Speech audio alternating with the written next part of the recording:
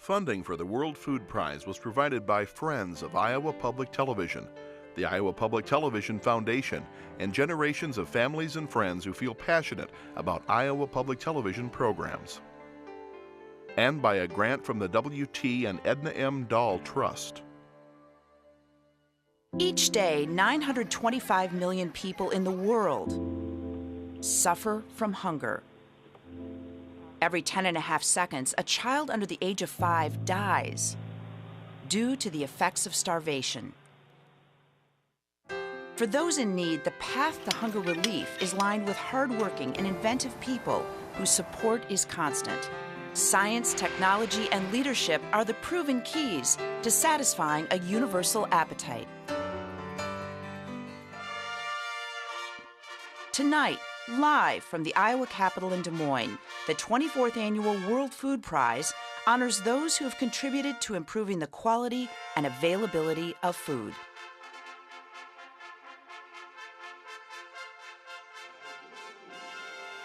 We're live in the chamber of the Iowa House of Representatives, where the anticipation is building as dignitaries and special guests from over 65 countries await the celebration honoring this year's World Food Prize laureates. Good evening, everyone. I'm Amy Johnson-Boyle. The World Food Prize is an award that founders say parallels the Nobel Peace Prize. But instead of recognizing the preservation of peace, it focuses on the alleviation of hunger, whether through science, agriculture, or humanitarian efforts. This year's laureates are both Americans, David Beckmann of Bread for the World and Joe Luck of Heifer International. They will both be honored here tonight. The festivities, however, actually began several hours ago as the Iowa Capitol building was swept up in a wave of excitement and activity. As you can see, it was a beautiful autumn evening here in downtown Des Moines as the guests started to arrive. There are state troopers greeting them and limos pulling up outside of the Capitol building with guests inside, a very regal sight. The Southeast Polk High School Marching Band entertained the crowd. We heard that the kids were very nervous, but they were very impressive. Really did a fabulous job on the steps of the Capitol tonight, adding to all the glamour and the dignity of the evening. There's our Toastmaster greeting guests, along with the North High School ROTC, representing kids from 7 different countries. Here you're seeing World Food Prize laureate David Beckmann as he's arriving, getting out of his limo tonight on the main steps of the Capitol. And the crowd, they're greeting him. Many onlookers came just to see the festivities. There's laureate Joe Luck with Ambassador Kenneth Quinn arriving on the steps of the Capitol tonight. Many, many exciting moments here outside the Capitol. Lots of people gathering to watch the festivities. Last year's laureate as well. Now we're back in the chamber live, where we're watching trumpeters enter and prepare to formally herald the beginning of the ceremony that will be followed by a procession of dignitaries from around the world. You see the trumpeters that are entering tonight, including Brett Lee from Marshalltown, Scott Davis from Des Moines, Steve Day from Urbandale, Dick Redmond of Pella.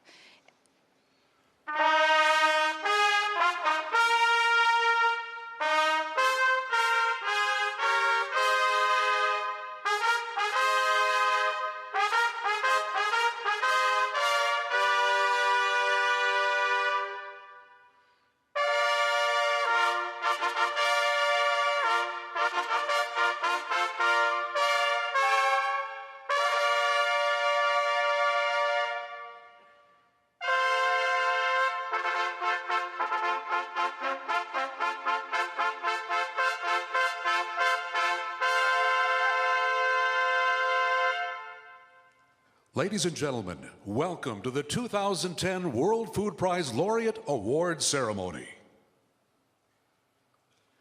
At this time, please join us in welcoming our national and international guests. United States Assistant Secretary of State, the Honorable Jose Fernandez.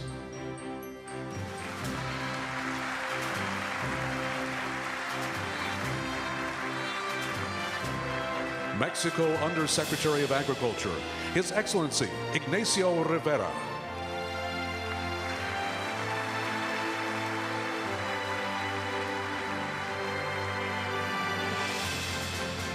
Russian Senator, the Honorable Vladimir Plotnikov.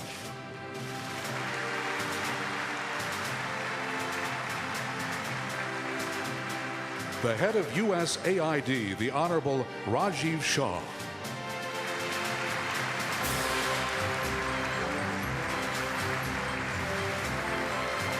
Minister of Agriculture of Pakistan, His Excellency Nazir Gandal.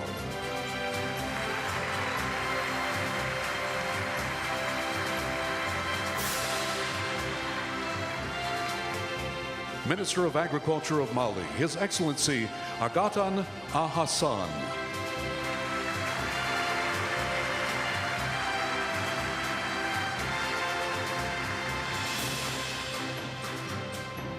Liberian Minister of Agriculture, Her Excellency Florence Chenoweth.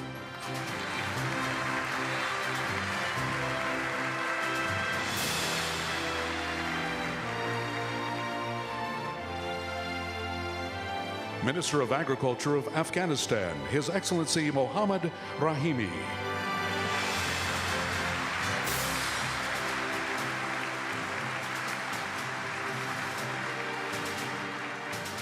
United States Secretary of Agriculture, the Honorable Tom Vilsack, accompanied by Mrs. Christy Vilsack.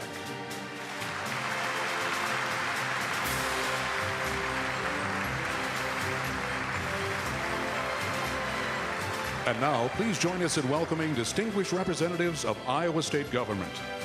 Representing the leadership of the Iowa State Legislature, House Minority Leader Craig Paulson and Senate Majority Leader Michael Gronstall.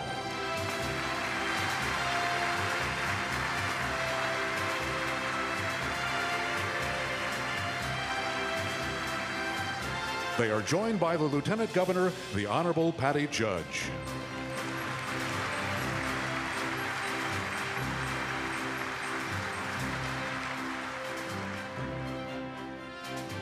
Representing the Iowa Congressional Delegation, Representative Steve King.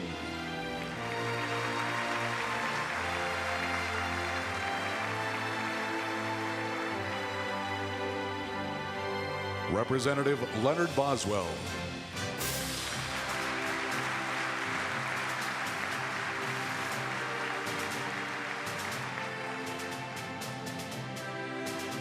Representative Tom Latham.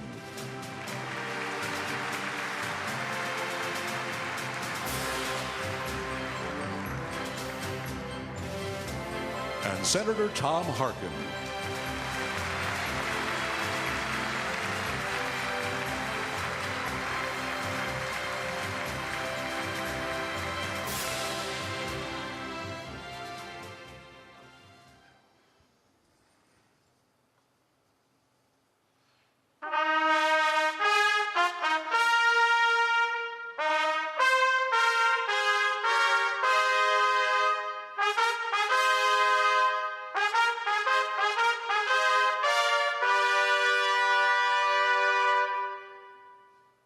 Escorted by the chairman of the World Food Prize Foundation, John Ruan III, and the president of the World Food Prize Foundation, Ambassador Kenneth Quinn. Please welcome this evening's special guests of honor, the 2010 World Food Prize laureates, David Beckmann and Joe Luck.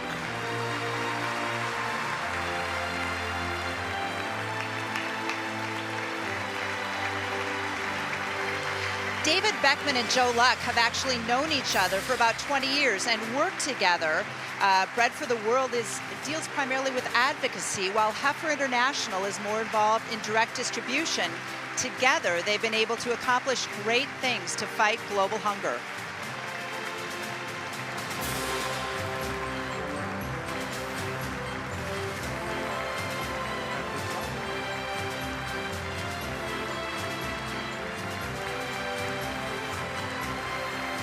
And presiding at tonight's ceremony, please welcome the Governor of Iowa, the Honorable Chet Culver.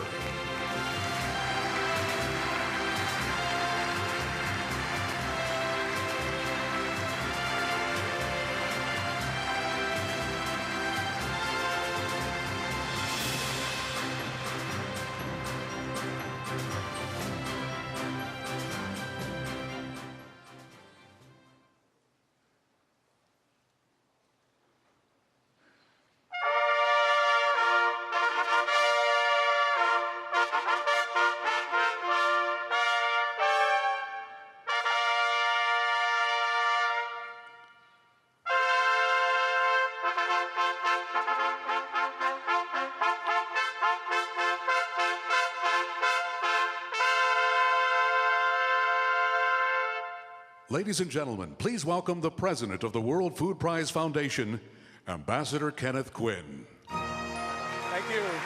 Thank you. So I've been doing this now 10 years, and I still get goosebumps when those trumpeters play. Weren't they wonderful?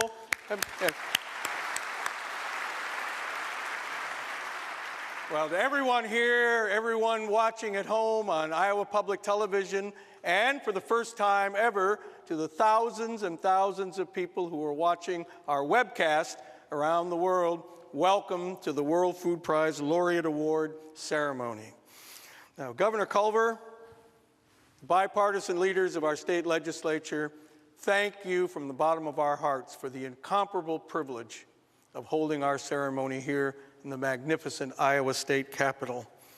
Now, this is a night of celebration to honor our two laureates. But as we honor our two laureates, we need to be mindful of the theme that has brought us all together. It's the theme that motivates our two laureates and all the members of their organization, Bread for the World and Heifer International. It's the theme that brought John Ruan and Norman Borlaug together. And it's the theme that brought over 1,000 people to Des Moines this week for the World Food Prize Borlaug Dialogue Symposium. And that theme is combating hunger. And each year, to recall that focus, at the opening of our laureate ceremony, we read a special poem. It's a poem written by an Iowan who has dedicated her life to fighting hunger at the grassroots level as the leader of the Des Moines Hunger Hike. So please welcome to read her poem in any language, Lucille Morgan Wilson.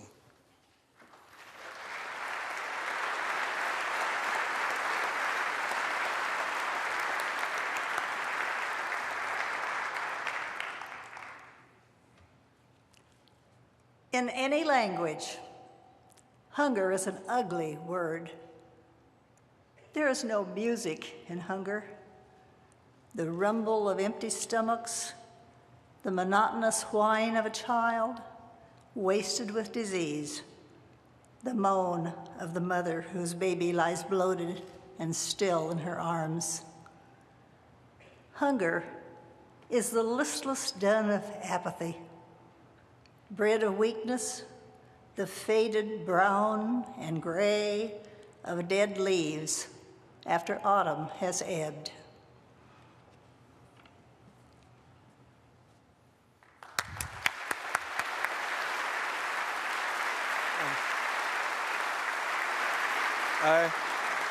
I'm not sure that I've ever heard a more poignant reading of that poem, Lucille. Thank you so very much.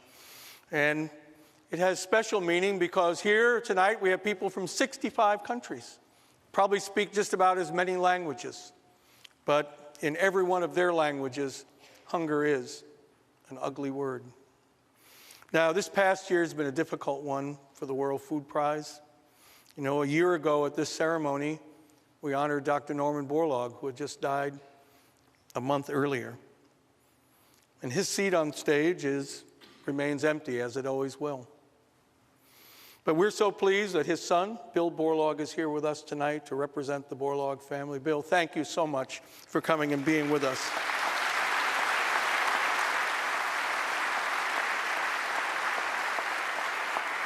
And then we suffered a second loss in February when John Ruan Sr. passed away at the age of 96. Norm Borlaug would have been the first to always tell you that there'd been no World Food Prize without John Ruan. We wouldn't be here tonight. None of the laureates who have been honored would have been honored except for John Ruan. Now, I could tell you a lot about John, but rather than me doing that, let's take a moment to look back at his life and reflect on the impact that he has made. Please watch.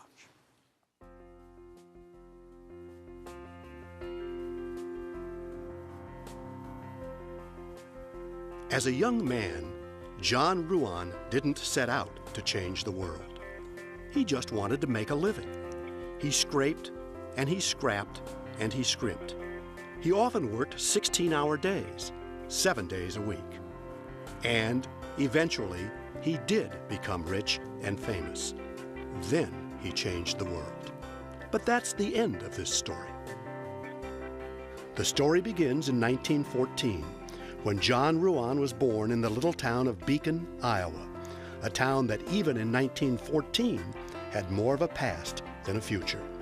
Young Johnny was the second son of the town's only doctor, John A. Ruan, and his wife, Rachel. Both of Johnny's grandfathers had been coal miners, but by the time he was born, the family was among the town's most prominent, living in a big house and, soon, owning one of the few automobiles in town. As you'd expect, young John was scrappy and independent, but when he was a teenager, disaster struck. The stock market crash took its toll on the Ruan family, and Dr. Ruan decided to move to Des Moines to start anew. But his health was failing, and he died in January of 1931, just 3 months after arriving in Des Moines.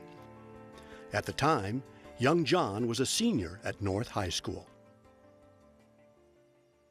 John went to Iowa State College for a year, but then the money ran out.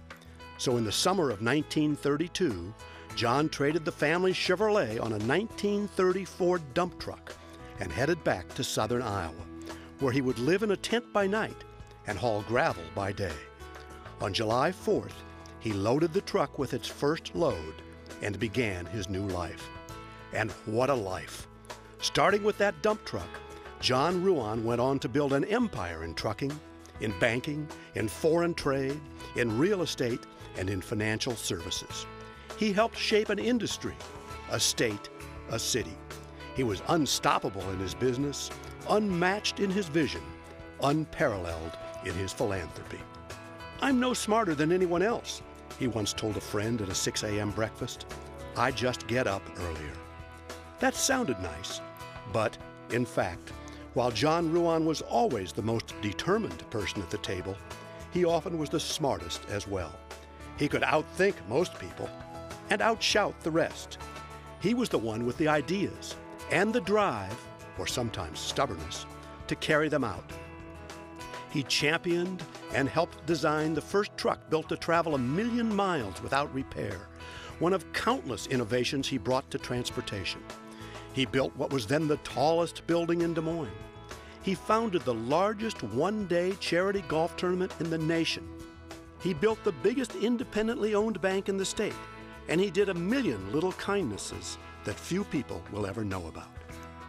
That's why the American Trucking Association named a building after him in Washington. That's why the Iowa business community elected him to its Hall of Fame. That's why the citizens of Des Moines named him their Citizen of the Year. And that's why, in 2001, the state of Iowa gave him its highest honor, bestowing on him the rarely given Iowa Award. When it came to ideas, John was always ahead of those in the room. And when it came to hard work, he was always ahead of everyone. But John Ruan was more than a businessman. He was husband, father, and grandfather. Just as he loved his father and adored his mother, John cherished his own family life. It was not a life without tragedy. John's wife, Rose Duffy, died in 1943, less than 4 years after they were married and just hours after giving birth to their son John. 3 years later, John married Betty Adams, and they had 2 more children, Jane and Tom. But Jane was struck with multiple sclerosis, the same disease that struck her mother years earlier, and she died as a young mother in 1992. Devastated and grief-stricken, John carried on. Well, you could break John's heart. You couldn't break John's spirit. John's successes continued, but he began relying more and more on his son John to run the company, and he welcomed 4 of his 6 grandchildren into the business. My grandfather was as proud of his family as he was of his businesses, so he was especially happy that those businesses have remained in the family and that we're involved in it. Meantime, John's focus changed. While building complex corporations and striking complicated deals, he concentrated more and more on a simple belief. A belief that the world must be fed. A belief that everyone should have opportunity. a belief that he could make a difference. That belief led him to another small-town Iowan, a man named Norman Borlaug from the little town of Cresco.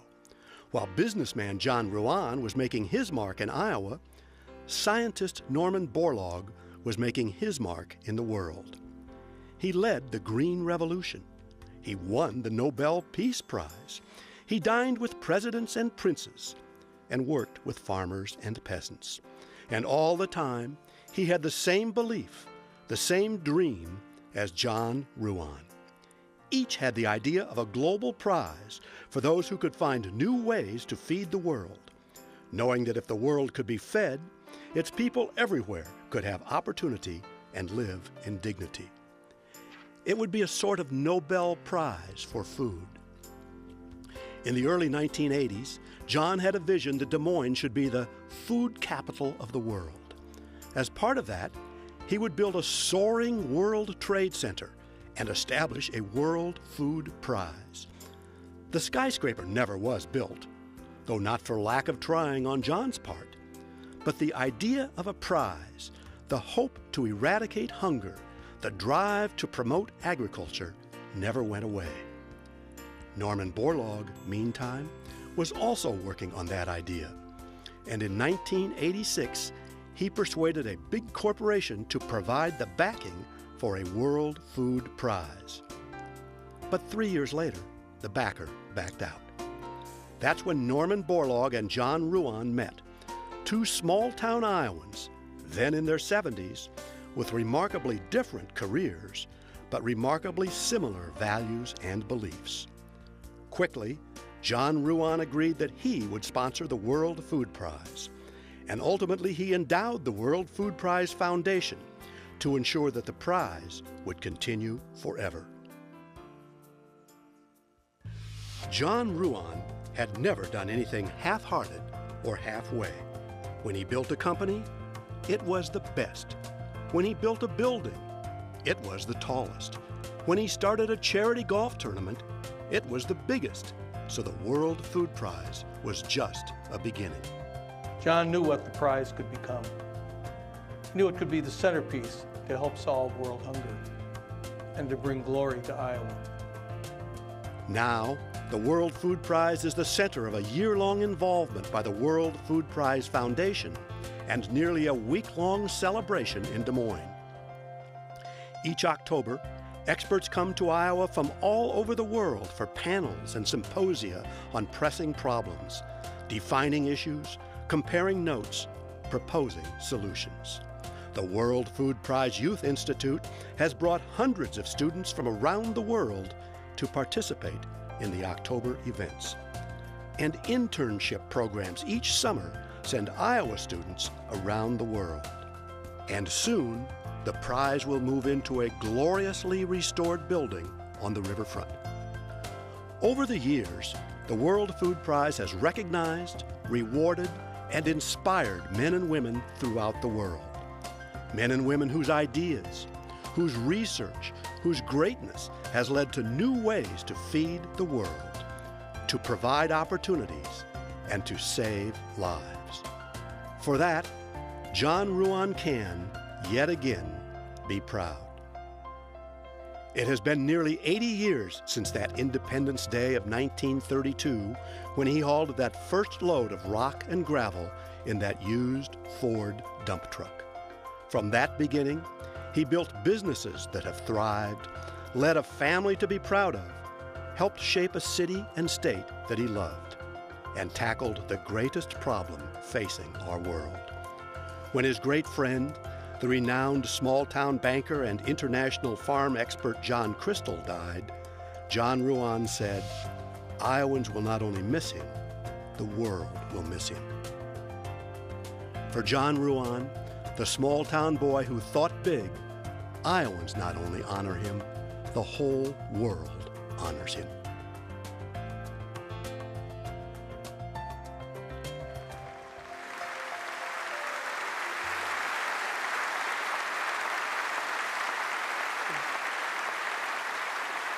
John Ruan Sr.'s legacy is carried on by his son, John Ruan III, the chairman of the World Food Prize Foundation, and the Ruan family. John, please stand up.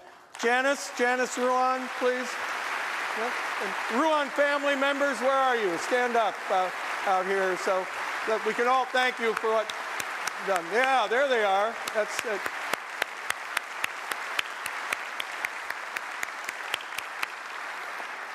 Now, I got to work with John Sr. for a few years, and I learned a couple of other things about him. One was how much he loved Iowa.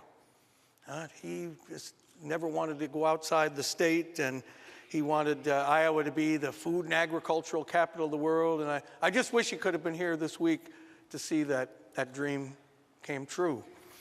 And another thing I remember about John is that he was an avid piano player. And one of his great memories was that he got to sit in once with Lawrence Welk and his band as they were playing a waltz. So as I thought of a way that we might have a tribute to John, I thought I'd bring somebody here to do a special song. So please join me in welcoming Carol Montag from Cedar Rapids to play the Iowa Waltz.